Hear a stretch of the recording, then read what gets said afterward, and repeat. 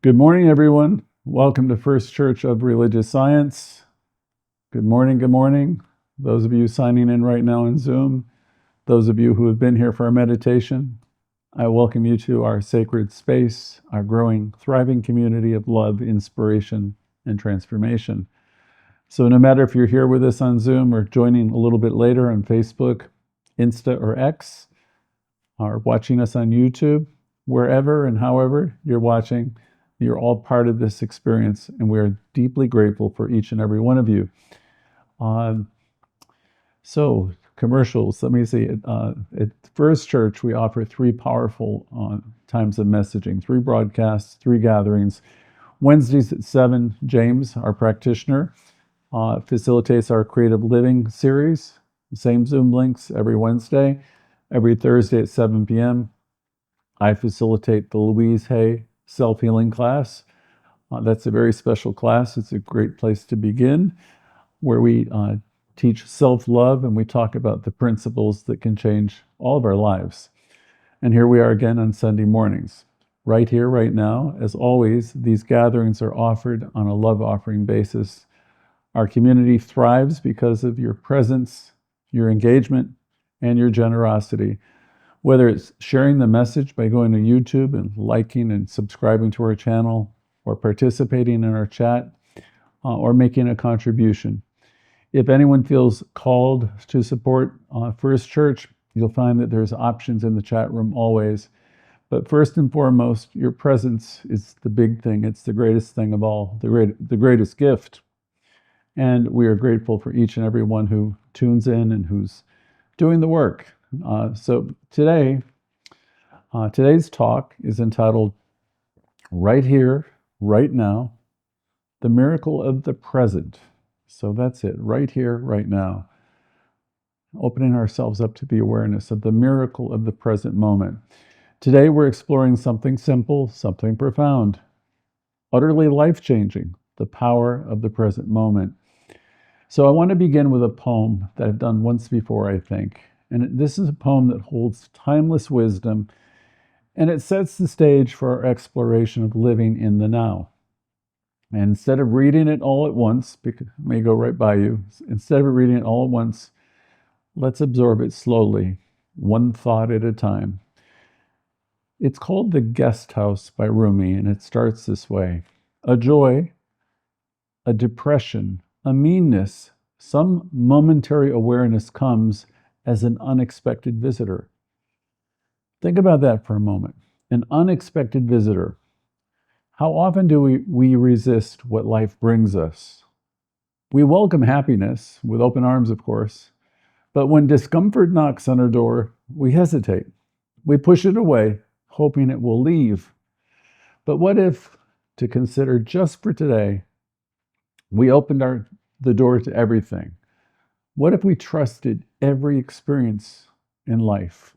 What if we trusted that every experience carries a gift of some kind? Rumi, in this beautiful poem, invites us to get deeper into this idea. He says, welcome and entertain them all, even if they're a crowd of sorrows who violently sweep your house empty of its furniture. So here's the question.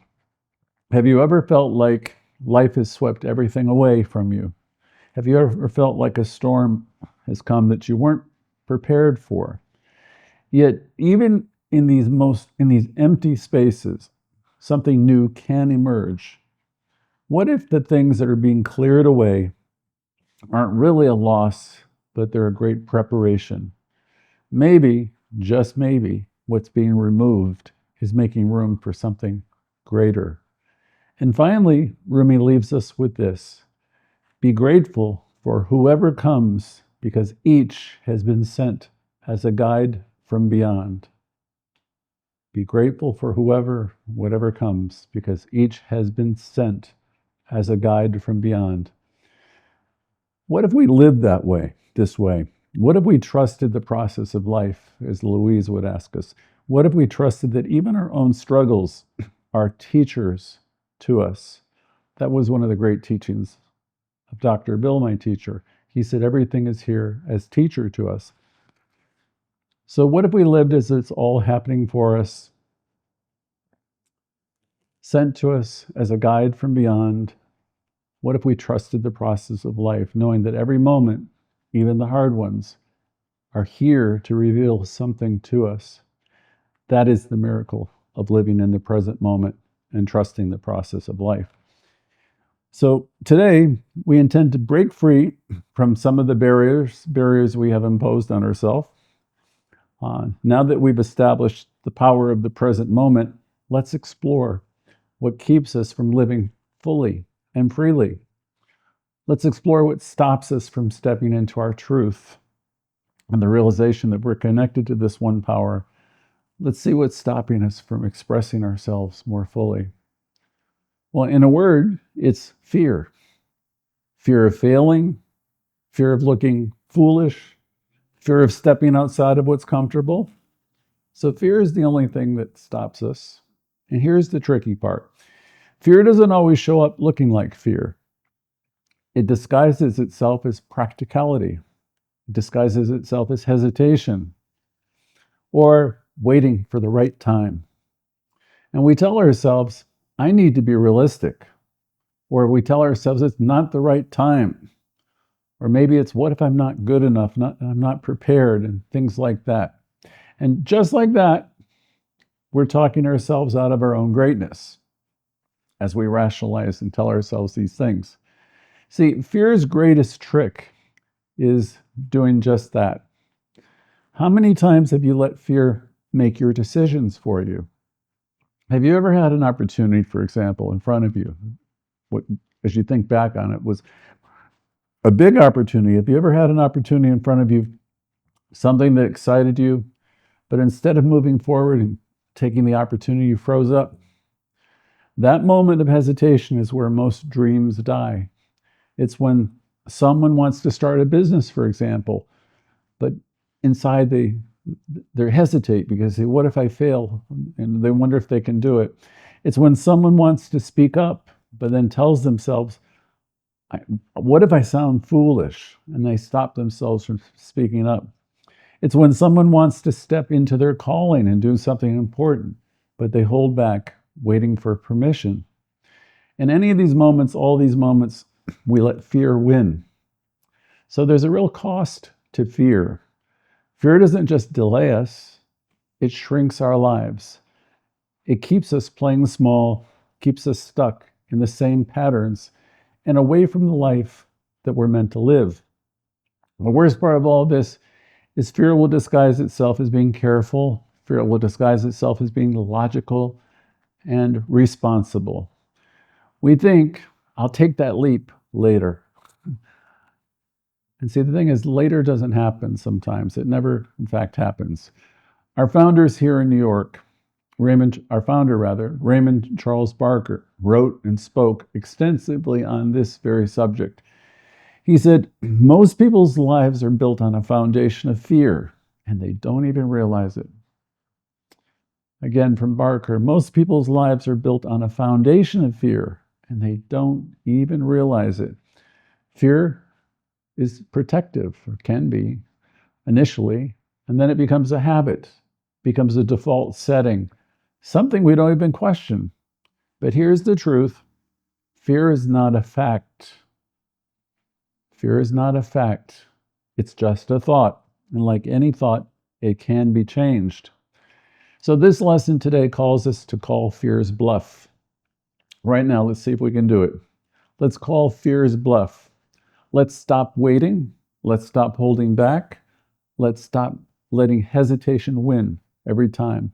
Instead, let's step fully into who we are meant to be. Let's take a deep breath. In this moment, we decide. We can ask ourselves, I'll ask you, are you willing to let go of fear today? Are you willing to step forward instead of shrinking backward? Say this with me. I release fear and I step into my power, knowing I'm one with the one. I release fear and I step into my power. I trust my voice, my presence, and my truth. I trust my voice, my presence, and my truth because I know I'm connected with the one. Life supports me as I boldly move forward.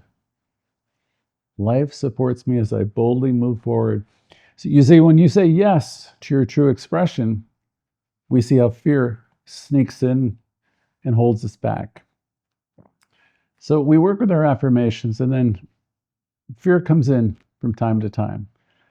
But now we're at a point where I'm asking you to make a choice today in today's lesson. Every single day and every moment, we're doing one of two things. We're saying yes, and when we're saying yes, we're expressing, we're expanding, we're stepping forward, or we're doing something else, or we're saying no. And when we're saying no, we're hesitating, we're shrinking, and we're staying small. So the question for today is, are you saying yes most of the time to life, or are you saying no? Are you saying yes to life, or are you saying no to life? Raymond Charles Barker put it bluntly. He said, indecision is a decision. Indecision is a decision. If you don't say yes to life, by default, you're saying no. That was from Barker. Indecision is a decision. If you don't say yes to life, you're saying no. You see, life presents us with opportunities and ideas and moments of inspiration. But what happens when we hesitate? What happens when we wait for a sign, when we wait for permission, or when we wait for just the right time? So let's get real today. Waiting is just another way of saying no. We need the power of having a bold yes. Life is constantly offering us moments to step forward. Spirit is always wooing us. We're getting whispers of intuition for doors to open. Ideas come to us and ignite something deep within us. Have you ever noticed how quickly excitement can turn to hesitation? At first, there's this rush. You get this new idea, and you say, this is it, and you're excited. Then almost instantly, the mind jumps in with all the reasons to wait. Reasons like, what if I'm not ready? What if I fail? What will people think? What if I embarrass myself? What if I make the wrong choice? Or maybe I should wait until I have more time, more confidence, more clarity, more money, more something. And in that split second, your doubt takes over. You talk yourself out of something really important that could have changed everything. There was a door that was wide open, and it quietly closes. So when doubt comes in, we talk ourselves out of something. And that one decision could have changed everything. A door that was wide open quietly closes. So we pause, we reset, and we begin again. The fear that rises up before saying yes is almost never a real danger. It's usually an old pattern, an outdated program designed to keep us safe. Safe from what? Not from failure, not from rejection, but from growth. Because stepping into something bigger always means stretching beyond what feels comfortable. Ernest Holmes said, we should believe that Spirit, God, is the invisible partner in our lives and affirm that the divine intelligence governs and guides us. Again, Holmes is saying we should believe in Spirit, believe in this invisible partner that's in us, and that it's alive and well, and affirm that divine intelligence governs and guides us. I remember my dad, when I was younger, always say, invite Spirit in, it won't be the uninvited guest. And Holmes is saying the same thing. In other words, when you trust life and you say yes, you're never alone. You're stepping into something greater. You are stepping into alignment with the truth, that you are one with the one. And when you say yes to all that, and before you feel fully ready, then everything shifts when you know this, when you realize this connection with Source. This awareness will crack open the doors that you didn't even know existed. It'll bring you new people, new opportunities, and fresh energy into your awareness, into your life. It makes you feel more alive than you have felt in years. Every single yes. So with yes and no, every time we're in a place where we say yes or no, it can be thought of as a moment of saying hello, that's the yes, or goodbye. What happens when you keep saying no? When you let fear and hesitation win you over and over again? There goes the career that you wanted and you never pursued, or the relationship you let slip away, or the book you never wrote, the passion that's been kept and buried inside of you. Think of it this way, with yes and no. Every yes and no is a moment of hello or goodbye. The moment you met someone who became important in your life was a yes. The day you took a leap into something new, that was a yes too. The times you walked away from something that wasn't serving you, that was definitely a yes to yourself.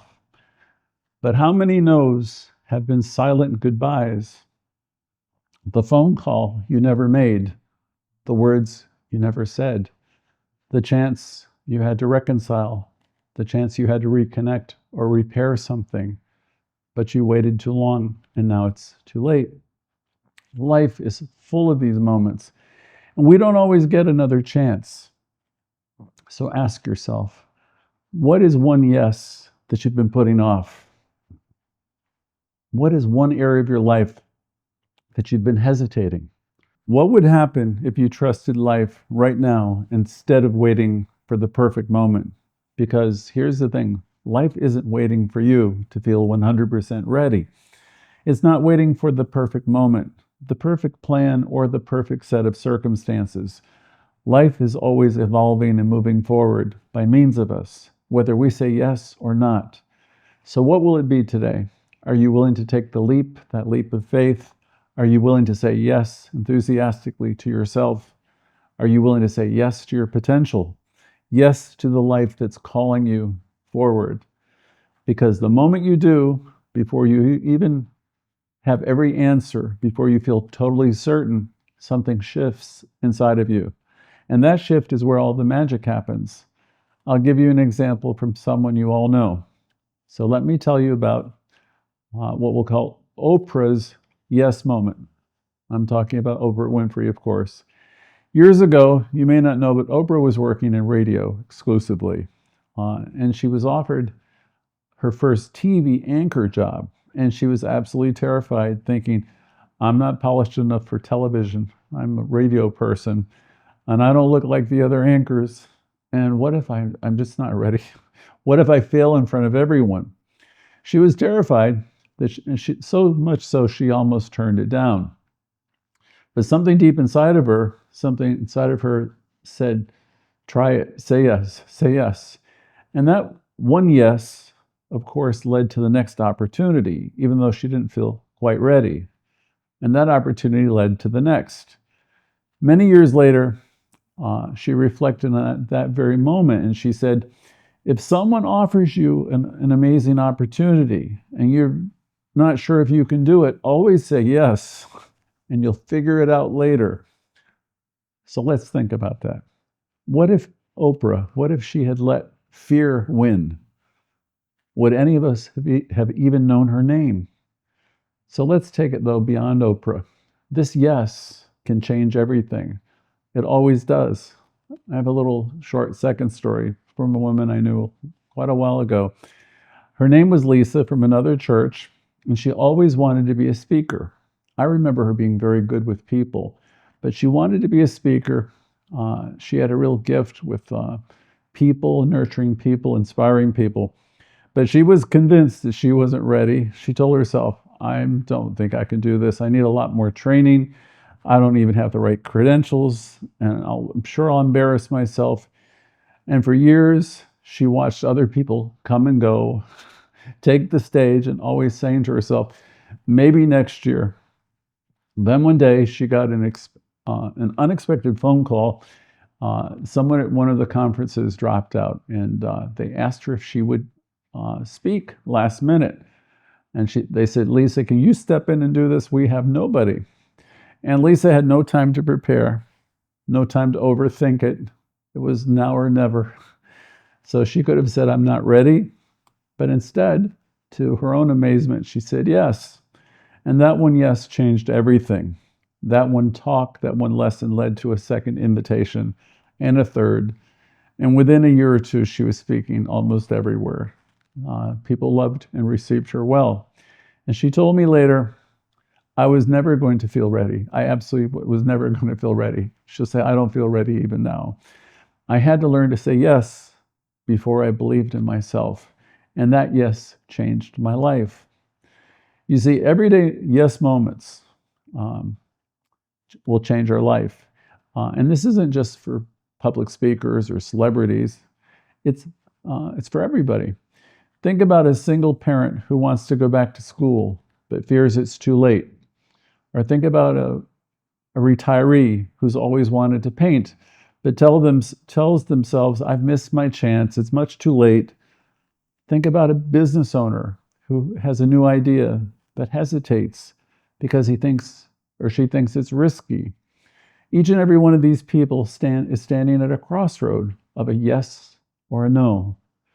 They're standing at a point of growth or staying the same. They're standing in a place where they can take a step or they can stay stuck. And the truth is, life will always reward action. There's genius in action. Life rewards action. So we have a universal law of action, which Raymond Charles Barker spoke of when he said, a single step in the direction of your desire releases more power than years of hesitation. Again, this is our founder. He said, a single step in the direction of your desire releases more power than years of hesitation. Why? Because life meets you at the level of your commitment. Again, life will always meet you at the level of your commitment. The moment you express yourself boldly, the right people start noticing. The moment you step toward your dream, the resources appear. The moment you decide to stop waiting, momentum kicks in. But nothing happens until you decide. That's probably where he got his inspiration for the power of decision, because nothing happens until you decide. So I have a breakthrough exercise for us today to make it a little bit more personal, to make it a little bit more real. So I'd like you to take a moment and think about an area of your life where you've had hesitation. Maybe it's a conversation you need to have with someone, or maybe it's a leap that you need to make that you've been afraid of taking. Perhaps it's a dream that you keep postponing, something that you've always wanted to do. So picture yourself standing at the crossroads of this place of decision. One place is familiar, it's safe, it's predictable, but probably stagnant. And the other road is unknown, but it's full of potential. Now in your mind, imagine stepping forward. Imagine also the fear fading. Imagine the possibility opening up.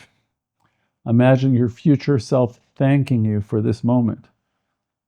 Now say yes to it. Say it out loud if you can. Say, yes, I'm ready. I'm ready. Say, yes, I'm done waiting. I'm done waiting. And yes, I trust myself. Take a deep breath. Feel what just happened inside of you. That yes is the beginning of everything. So now I want to talk next about clearing all the debris and creating space for beautiful things to happen. Removing mental clutter. Now that we've explored the power of saying yes, let's take it a little bit deeper. We can't fully step into any present moment if our minds and our lives are too cluttered with the past. Ralph Waldo Emerson had a phrase for this, where he suggested that we take our bloated nothingness out of the path of the divine circuits. See, all that stuff that's in our head, all these beliefs and things that occupy our thinking. He said, okay, let's get all that stuff out of the way. Let's take all this bloated nothingness out of the path of the divine circuits. And what does that mean? Well, it means that we can't receive new inspiration and new opportunities or any new insight when we're preoccupied and holding on to everything that doesn't work, everything that's outdated, unused, and we're holding on to things that really don't work for our highest and best. How often do we block ourselves because we're still clinging to the way things used to be or what was, clinging to old relationships and old grievances? We keep rehashing old mistakes. We keep reliving past disappointments. We keep playing the old tapes that say, I can't, I'm not ready, or we think of ourselves as a victim. And all of these things will keep us stuck. But here's the truth, the whole truth. The past does not define you. The only thing that matters is what you choose in this moment. In religious science, we say principle, divine principle. is not bound by precedent. It's not bound by anything that's come before. The past isn't defining us. The only thing that matters is what you're telling yourself and what you're choosing in this moment.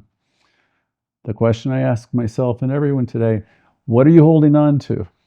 So let's take a moment to pause and reflect, to ask ourselves, what, if any, outdated beliefs am I carrying that no longer serve me? What, if any, old fears am I clinging to? What, if any, resistance is there? What am I resisting that life is trying to guide me from, or toward, rather? Sometimes the very thing we resist is the very thing we need most. Life is always moving forward. It doesn't go backward. Imagine trying to drive a car while staring in the rearview mirror. You would crash. See, that's what we do when we try to move forward while staying mentally stuck in the past. So we want to clear that all out of the way. Dr. Bill used to say, one of my teachers, the universe abhors a vacuum, so let's clear space for more good. Many years ago, someone told me, if you're tired of your old sofa, get rid of it. Once you do, the new one will come to you much quicker. I've been hanging on to that example for decades. If you're tired of some old piece of furniture, in this case, I remember the story was the sofa, the advice was get rid of it so a new one can come to you much faster. At the time, it sounded like simple advice. I didn't realize it was a profound prosperity principle. I used to watch my mother, who was a very, very prosperous woman in just about every area of her life. And she always kept things in circulation. Her closets, as I remember, were always half full. She never hoarded anything. She was always donating and releasing what she no longer used. Everything would go to the garage, first of all, and I would get phone calls weekly from my father saying, if you want any of this, come get it, because you know your mother.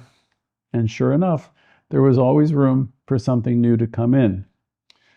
My teacher, Dr. Bill, used to say, again, the universe abhors a vacuum. I believe he was trying to say that letting go creates space for something better, for something greater. And he would probably add, order is heaven's first law, meaning when we release the clutter, we restore divine order, whether it's in our homes, our thoughts, or in our lives. So this isn't just about physical things. It applies to mental clutter, emotional baggage, and old beliefs that keep us from growing. So we need to practice more letting go. Ernest Holmes, the founder of the Science of Mind, taught us that our thoughts create our reality. But more importantly, he taught that we have the power to choose new thoughts at any time. If we want to step into the miracle of the present moment, we have to release the mental clutter that keeps us tied to the past. So let's do a simple exercise. You could close your eyes if you'd like. Take in a deep breath and another. Imagine holding a heavy bag filled with your regrets, your stories, your past stories, your old fears, any identified limiting beliefs. Put them all into this heavy bag. Maybe it's the voice that says, I'm not good enough, or I've been bad, or just not okay. Maybe it's the fears that say, I can't handle this, I can't handle change. Maybe it's the guilt that says, I should have done it all differently. I wish I'd done different. Put it all in that bag. Now imagine setting that bag down and feel the weight of it leaving your hands. It's not yours to carry anymore. Take another breath in and say to yourself, I release the past and I step fully into the present. I trust life and I allow it to unfold. Again, I release the past and I step fully into the present. I trust life and I allow it to unfold. Your yes creates space for miracles. Have you ever noticed that when you clear space, something new always comes in? If you've ever cleared out a closet, you know how good it feels to get rid of what you don't need. But something amazing happens after that. Suddenly you have room for something new. The same is true of life. When you clear your mental space, you create room for new ideas, for new energy, new inspiration. But you have to make space first. Raymond Charles Barker once wrote, "Life is forever seeking expression through you." Again, life is forever seeking expression through you. The only question is, are you making room for it? So I ask you all, are you? Are you making room for it? Are you so busy holding on to what was that you're blocking what could be? Good question. Are you so busy holding on to what was or what it used to be like or whoever it was that you're blocking what could be? Right now, in this moment, you can choose to let go. We are learning to trust the process of life. We're learning today about moving forward with faith. Louise Hay often said, "Life loves you and wants only the best for you." But to receive the best, we must be willing to trust life, even when we can't see the full picture. Think about every major turning point of your life. Maybe it was when you got a new job, you met somebody new, a new relationship, or maybe it was an unexpected opportunity. At some point, you had to step before you saw the whole thing, before you saw the whole staircase. You see, that's how faith works. You don't have to know everything. You don't have to know how everything will unfold. You just need to take the first step. And as we close this section, let's take a deep breath and say to yourself, I trust the process of life. Again, I trust the process of life, and I'm open and ready for new possibilities. I'm open and ready for new possibilities. So now I want to turn the call over to all of you. If you've joined us on Zoom, we invite you to share what's coming up for you today, what resonated for you, how you're embracing the present moment. If you're new, please say hello, where you're from. Thank you all for being here. Life is happening right now, and you are part of this miracle. So let's open up the floor, and I look forward to hearing as many of you share who can. So thank you for all you do.